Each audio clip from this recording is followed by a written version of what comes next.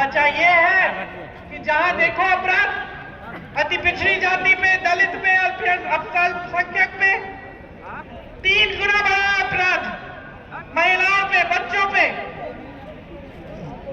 और ये अपराध इसलिए बढ़ रहा है क्योंकि बेरोजगारी एक तरफ बढ़ रही है। किसी ने अपराध रोकने की कोशिश की? नहीं, बल्कि उसमें शामिल हो गए हैं। जहां देखो तो इनके नेता माफिया में कहीं पे कोई घोटाला कर रहे हैं, कहीं पे पेपर लीक से फायदा उठा रहे हैं, कहीं पे माफिया को मदद कर रहे हैं। तो ये है आज आपकी परिस्थिति इस बुलंद बिहार की। और ऊपर से ऐसा मजाक बना रखा है कि चुनाव के समय प्रधानमंत्री जी यहाँ आते हैं और इधर उधर की बातें करते हैं। अब बताओ कितनी दिलचस्प बात है कि प्रधानमंत्री जी एक तो आते हैं तो सिर्फ चुनाव के समय आते हैं, बाकी समय कहाँ दिखते हैं?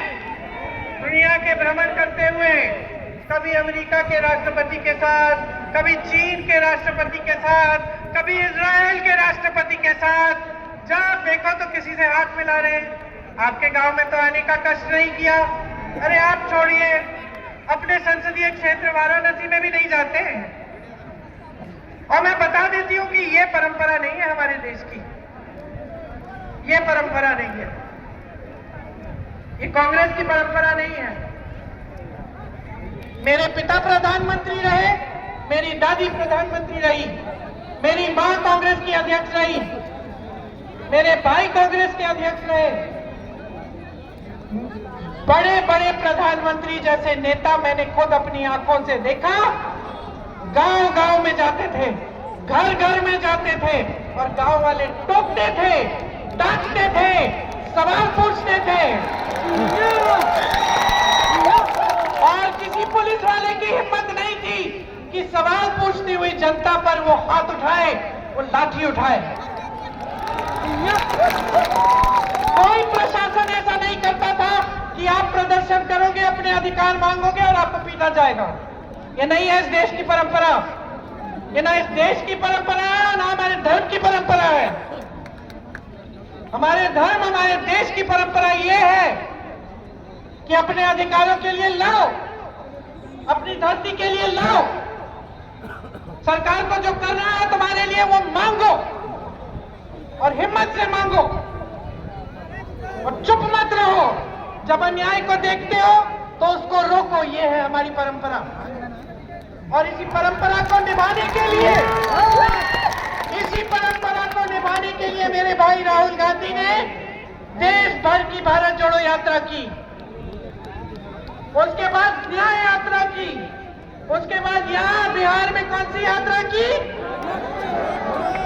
वोट चोरी की यात्रा की।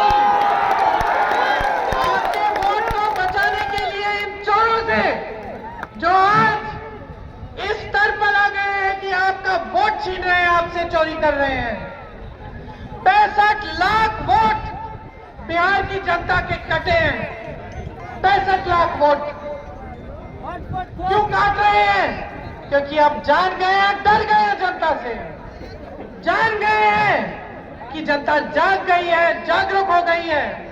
अब ये पुराने मुद्दे नहीं चलेंगे इनके। अब जनता कह रही है विकास करो नहीं तो जाओ, जनता कह रही है रोजगार दो नहीं तो जाओ, जनता कह रही है सम्मान दो नहीं तो जाओ। ये जनता का ना सम्मान करते हैं और ना आपके मुख्यमंत्री का सम्मान करते हैं।